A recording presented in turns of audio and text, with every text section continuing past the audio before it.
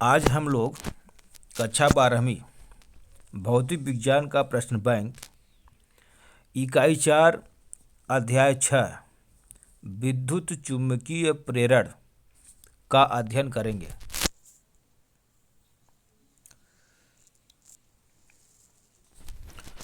हमारे OP math YouTube channel में आप सभी लोगों का स्वागत है। अध्ययन करने के बाद लाइक बटन दबाएं, सब्सक्राइब करें, बेल आइकन को दबाकर ऑल वाले बटन को दबाएं, जिससे अगली वीडियो आप लोगों को सरलता पूर्वक मिल सके। अब हम लोग प्रश्न बैंक को हल करेंगे। ये यूनिट 4 है। इसमें सम्मिलित अध्याय 6 और 7 है, जिसमें हम लोग 7 अध्याय का अध्ययन कर चुके हैं, प्रत्यावर्ती धारा। आज हम लोग विद्युत चुम्बकीय प्रेरण का अध्ययन करेंगे। इन दोनों पाठों को मिला करके अध्याय 6 और अध्याय 7 में से 12 अंक निर्धारित हैं, जिसमें वस्तुनिष्ठ प्रश्न 5 नंबर का है, अति लघु उत्तरीय प्रश्न 2 अंक का है, जो एक प्रश्न आएगा, और दीर्घ उत्तरीय प्रश्न 5 अंक का है, जो भी एक प्रश्न आएगा। अब हम लोग अध्याय 6 विद्युत चुम्बकीय प्रेरण का सही विकल्प के प्रश्न को करने चलेंगे। पहला प्रश्न है, विद्युत चुम्बकीय प्रेरण में प्रेरित विद्युत वाहक बल निम्न से स्वतंत्र होता है।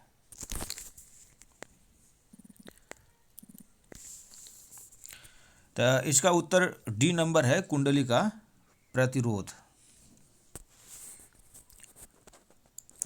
दूसरा प्रश्न है, लेंज का नियम संबंधित है। तो ये इसका उत्तर बी होगा, ऊर्जा संरक्षण के नियम से।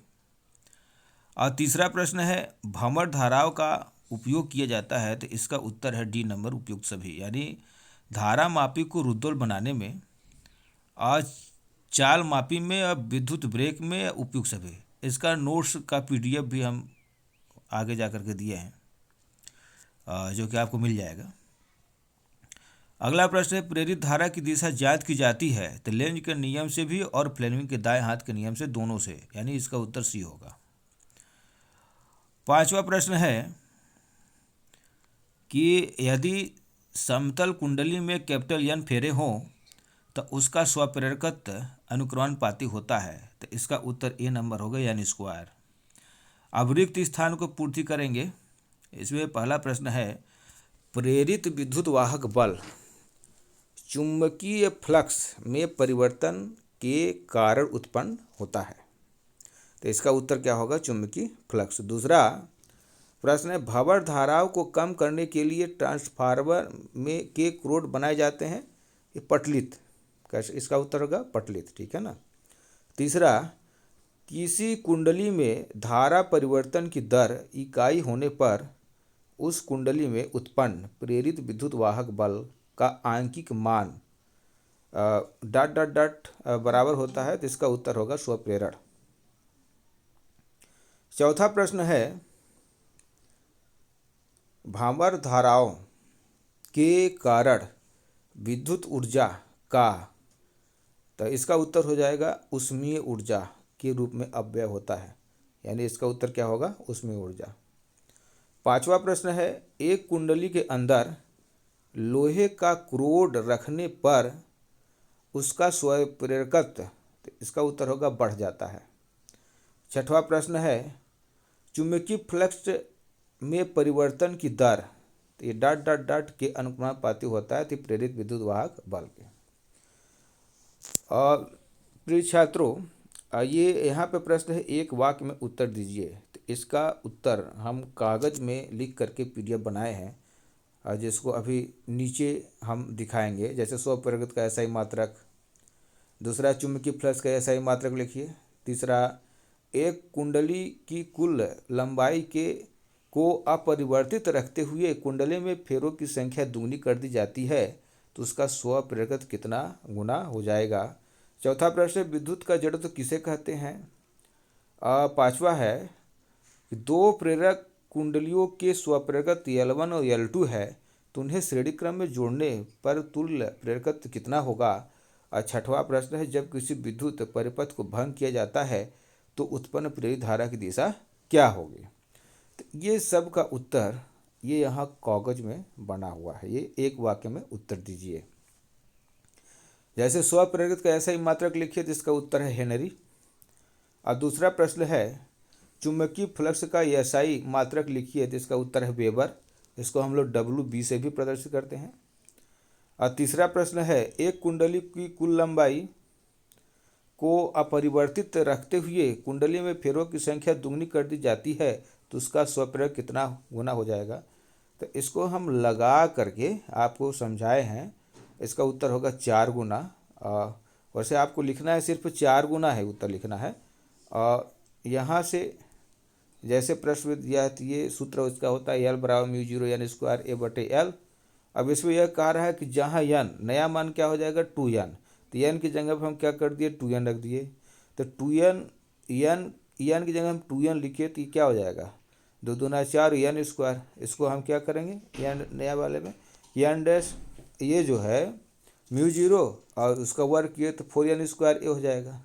तो 4 को किनारे कर दीजिए, बाकी ये N का ही मान है, L का ही मान है। तो L डैश बराबर 4L, यानी देखिए 4 गुना उत्तर आ रहा है इसका। ठीक है ना, आपको उत्तर सिर्फ लिखना है 4 गुना। प्रश्न है चौथा, विद्युत का जड़त्व किसे कहते हैं। तो इसका उत्तर है स्वप्रेरण को विद्युत का जड़त्व कहते हैं। ठीक है ना। अगला प्रश्न है, दो प्रेरक कुंडलियों के स्वप्रेरकत्व L1 और L2 हैं, तो उन्हें श्रेणी क्रम में जोड़ने पर तुल्य प्रेरकत्व कितना होगा। तो इसका तुल्य प्रेरकत्व L का मान क्या है, दोनों को जोड़ देंगे L1 धन L2।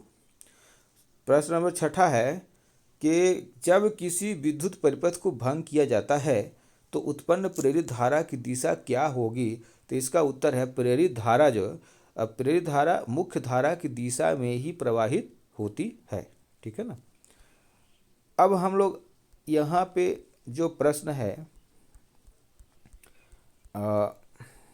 ये 2-2 नंबर का है। जैसे फैराडे के विद्युत चुम्बकीय प्रेरण संबंधी नियम लिखिए। और दूसरा प्रश्न है, विद्युत चुम्बकीय प्रेरण संबंधी लेंज का नियम लिखिए तो समझाइए कि लेंज का नियम ऊर्जा संरक्षण के नियम के अनुकूल है। तीसरा प्रश्न, भंवर धारा क्या है और इनसे हानियाँ क्या हैं। ये तीनों प्रश्नों का उत्तर ये आपका कागज यानी कॉपी में लिख करके PDF बनाया गया है। और जैसे आप लोग रोक रोक करके भी लिख सकते हैं। जैसे ये है फैराडे के विद्युत चुम्बकीय प्रेरक के नियम लिखिए। तो ये 2 नियम हैं। फैराडे के विद्युत चुम्बकीय प्रेरक के नियम, फैराडे का प्रथम नियम क्या है कि जब किसी बंद परिपथ से गुजरने वाले चुम्बकीय फ्लक्स में परिवर्तन होता है तो उस परिपथ में प्रेरित विद्युत वाहक बल उत्पन्न हो जाता है। इसका अस्तित्व उस समय तक रहता है जब तक कि चुंबकीय फ्लक्स में परिवर्तन होता रहता है। और दूसरा क्या है फैराडे का नियम कि प्रेरित विद्युत वाहक बल का मान चुंबकीय फ्लक्स के परिवर्तन की दर के अनुक्रमानुपाती होता है। तो ये सिर्फ आपको 2 नंबर का है और दोनों नियम लिखना है।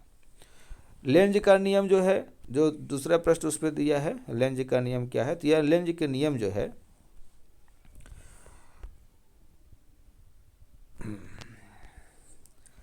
इस नियम के अनुसार किसी परिपथ में प्रेरित धारा की दिशा इस प्रकार होती है कि वह उस कारण का विरोध कर सके जिसके कारण स्वयं उत्पन्न हुई है। ये लेंज का नियम है। लेंज का नियम ऊर्जा संरक्षण के नियम के अनुकूल है। तो यहाँ देखिए कि जब चुंबक के उत्तरी ध्रुव को कुंडली के पास लाते हैं तो लेंज के नियम के अनुसार वह सिरा उत्तरी ध्रुव बन जाता है। यानी इसका कहने का मतलब ये है कि एक चुंबक है और एक कुंडली है। यानी ये कह रहा है कि जब हम चुंबक को कुंडली के पास ले आते हैं तो वह क्या हो जाता है, वो भी उत्तरी ध्रुव हो जाता है। तो सजातीय ध्रुव के कारण क्या होता है, प्रतिकर्षण होता है। तो ये बता रहे हैं। यह अतः चुंबकीय और कुंडली के मध्य प्रतिकर्षण बल लगने लगता है। तो इस प्रतिकर्षण बल के विरुद्ध चुंबक को कुंडली के पास लाने में कुछ न कुछ कार्य करना पड़ता है। यही कार्य जो है विद्युत ऊर्जा के रूप में संचित हो जाता है। यानी ये कह रहा है कि जब कुंडली को हम चुंबक के पास लाते हैं तो वो यन ध्रुव बन जाता है। तो यन ध्रुव ये भी कुंडली भी हो जाती है और चुंबक भी हो जाता है। तो जब चुंबक कोई और कुंडली दोनों यन हो गया तो सजाती ध्रुव होगा। तो सजाती ध्रुव होने के वजह से इसमें क्या होगा, प्रतिकर्षण, तो जिसके विरुद्ध हमको कार्य करना पड़ रहा है। ठीक, तो वही कार्य जो है संचित ऊर्जा के रूप में संचित हो जाता है। ठीक है ना। और जब हम इसके विपरीत, जब हम इसको जो नीचे लिखा गया देखिए कि जब चुंबक को कुंडली से दूर ले जाते हैं तो कुंडली का दक्षिण सिरा एस ध्रुव का कार्य करने लगता है।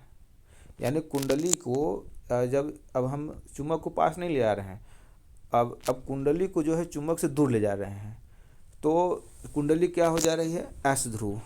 ठीक, अब चुंबक क्या है, एन ध्रुव है। तो विजातीय ध्रुव आ रहा है, यहाँ क्या होगा, आकर्षण बल लगेगा। ठीक है ना। ये बता रहा है फलस्वरूप चुंबक और कुंडली के मध्य आकर्षण बल लगने लगता है। तो इस आकर्षण बल के विरुद्ध चुंबक को कुंडली से दूर ले जाने में कार्य करना पड़ता है। यही कार्य प्रेरित धारा के रूप में परिवर्तित हो जाता है।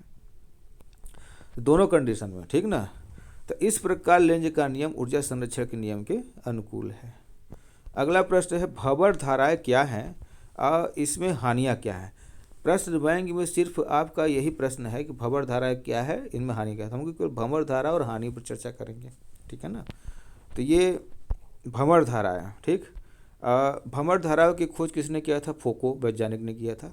तो भंवर धाराओं की खोज फोको वैज्ञानिक ने किया था। यहाँ से हम भंवर धारा की परिभाषा लिखेंगे कि यदि किसी धातु के टुकड़े को चुंबकीय क्षेत्र में घुमाते हैं तो इस धातु में चुंबकीय बल रेखाओं की संख्या में परिवर्तन होता है जो जल में उत्पन्न भंवरों के समान चक्करदार प्रेरित धाराएं उत्पन्न हो जाती हैं। तो इन धाराओं को हम क्या कहते हैं, भंवर धाराएं कहते हैं। और इन्हीं भंवर धाराओं को फोको के नाम से वैज्ञानिक हैं, इसीलिए इसको फोको के नाम से भी फोको धाराएं भी कहते हैं। इन धाराओं के आविष्कारक के नाम पर इन्हें हम क्या कहते हैं, फोको धारा। तो प्रयोग का वर्णन हमको नहीं लिखना है जैसे प्रश्न बैंक में है, हम लोग आगे निकल जाएंगे। ठीक है ना। हाँ, केवल हमको हानियाँ लिखना है। तो दो हानियाँ बताना है। हानियाँ है भंवर धारा के भंवर धाराओं के कारण उत्पन्न अत्यधिक ऊष्मा, ये खाली स्थान में भी आया था, अत्यधिक ऊष्मा कुंडलियों के कुचालन को नष्ट कर देती है। और दूसरा अवांछित विद्युत चुंबकीय आमंदन उत्पन्न कर देती है। तीसरा डायनमो ट्रांसफार्मर प्रेरक कुंडली जनित्र आदि में भंवर धाराओं के कारण, ठीक है ना, भंवर धाराओं के कारण क्रोड गर्म हो जाते हैं जिससे विद्युत ऊर्जा अपचय होता है। ठीक, अब हम लोग अगला प्रश्न चलेंगे। ये प्रश्न नंबर प्रश्न बैंक का इसमें 4 अंतर लिखने के बोला है। ठीक है ना। ये हाँ, चौथा प्रश्न है। चौथा ये है आपका अति लघुत्तरी प्रश्न में 2-2 नंबर का है कि स्वप्रेरण और अन्योन्य प्रेरण में कोई 4 अंतर लिखिए। इसमें हम 4 अंतर, ठीक ना, इसको आप अपने नोट्स में बना लेंगे, अपने भाषा का प्रयोग किया गया है इसमें। ठीक है। स्वप्रेरण के साइड में देखिए क्या कह रहा है कि किसी कुंडली में बहने वाली धारा के मान में परिवर्तन करने पर उसी कुंडली में ही धारा प्रेरित हो जाती है। इस घटना को हम स्वप्रेरण कहते हैं। अन्योन्य प्रेरण के साइड में लिखिए पहला नंबर, किसी कुंडली में बहने वाली धारा के मान में परिवर्तन करने पर पास स्थित दूसरी कुंडली में प्रेरित धारा उत्पन्न होने की परिघटना को हम क्या कहते हैं, अन्योन्य प्रेरण कहते हैं। दूसरा नंबर है आपका स्वप्रेरण में कि इसमें एक कुंडली होती है, अन्योन्य प्रेरण में इसमें 2 कुंडली होती हैं, 2 कुंडलियां होती हैं। ठीक। तीसरा नंबर स्वप्रेरण में कि इसमें प्रेरित धारा मुख्य धारा के मान को सीधे प्रभावित करती है। अन्योन्य प्रेरण में इसमें प्रेरित धारा दूसरी कुंडली में प्रवाहित होती है, अतः मुख्य धारा के मान को सीधे प्रभावित नहीं करती। चौथा, स्वप्रेरण से संबंधित, यानी आप स्वप्रेरण से लिखे, स्वप्रेरण से संबंधित गुणांक को स्वप्रेरकत्व कहते हैं। इसमें अन्योन्य प्रेरण से संबंधित गुणांक को अन्योन्य प्रेरकत्व कहते हैं। अब पांचवा प्रश्न है, प्रत्यावर्ती धारा जनित्र का नामांकित चित्र बनाइए। तो ये प्रत्यावर्ती धारा जनित्र का नामांकित चित्र आप इसको भी बना सकते हैं और जिस किताब में आपको सरल लगे उसको भी बना सकते हैं, लेकिन नामांकित होना जरूरी है, ठीक है ना। तो नामांकित प्रत्यावर्ती धारा जनित्र, ठीक। जनित्र मतलब मशीन ही होता है, ठीक। ये जनित्र मतलब डायनमो, ठीक। प्रत्यावर्ती धारा डायनमो का आप लोग चित्र बना सकते हैं, ठीक। प्रत्यावर्ती धारा डायनमो, इसी को जनित्र बोलते हैं, ठीक। अब हम लोग चलते हैं दीर्घसूत्री प्रश्न में।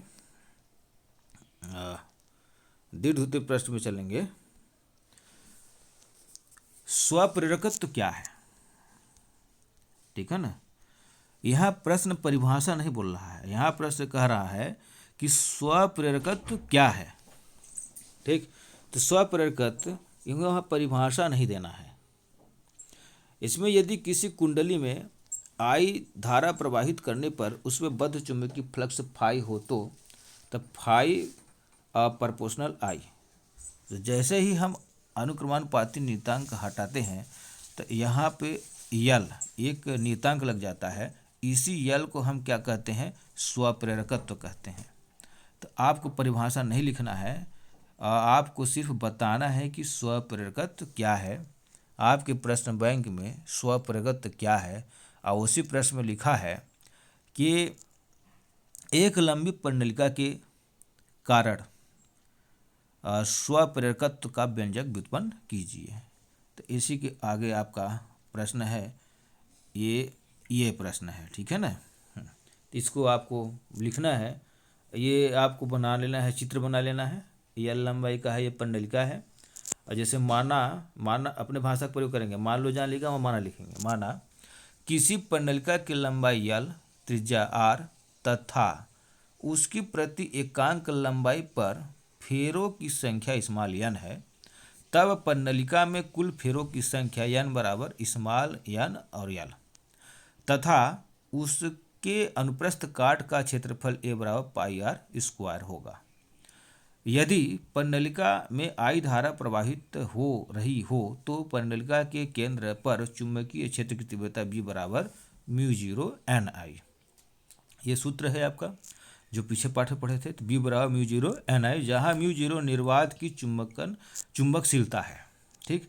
यदि त्रिज्या की तुलना में प्रणालिका की लंबाई बहुत अधिक है, ठीक है ना, ये तो उसके अंदर प्रत्येक बिंदु पर चुंबकीय क्षेत्र की तीव्रता को एक समान माना जा सकता है। यहाँ पे फाई बराबर एन बी ए, यहाँ से हम मान रख देंगे एन बी ए, बी का मान रख देंगे और ये वही रहेगा।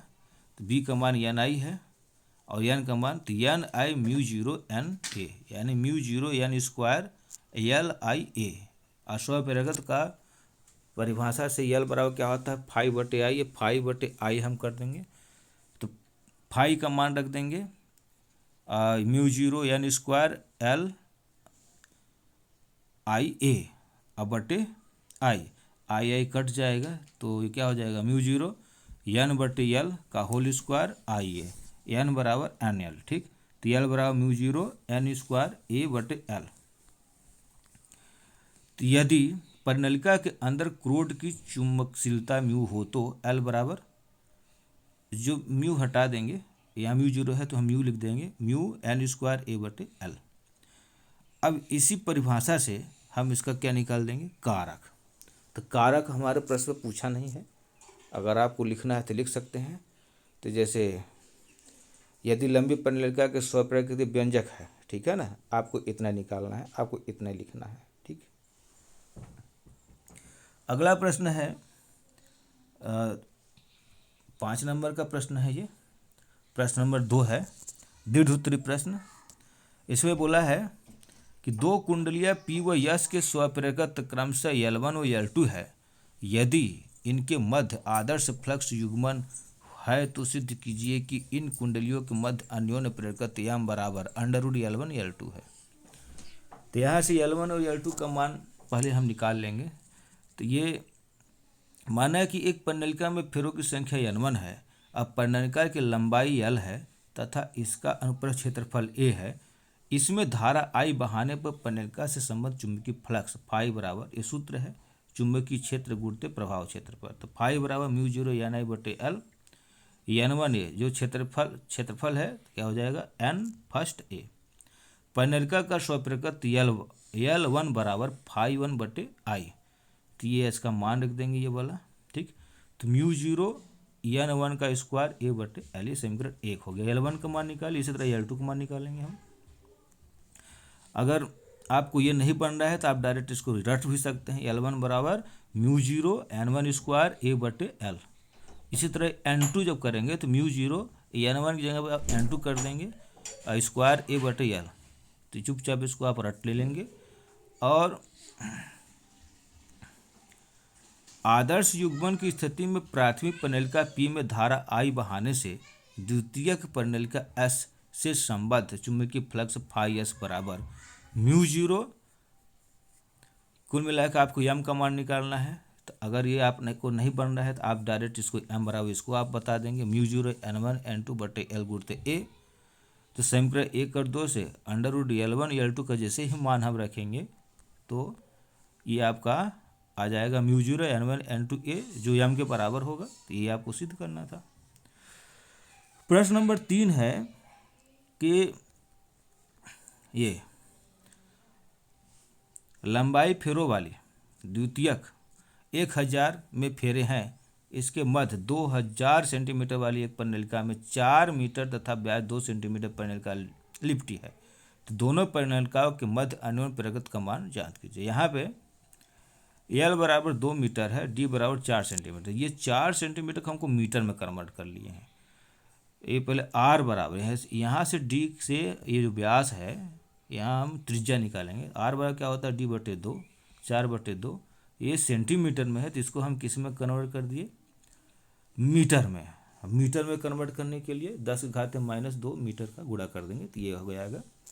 N1 का मान प्रश्न में दिया है 2000 फेरे, N2 का मान 1000। ये सूत्र है अन्योन्य प्रेरकत्व का M बराबर क्या होता है μ0 N1 N2 A/L। मान रख देंगे। मान रखने के बाद इसका उत्तर आएगा M बराबर 1.58 गुणित 10⁻³ हेनरी। अब प्रश्न नंबर 4 है, एक समतल वृत्ताकार कुंडली में स्वप्रेरकत्व के लिए व्यंजक स्थापित कीजिए। इसका मान किन किन कारकों पर निर्भर करता है।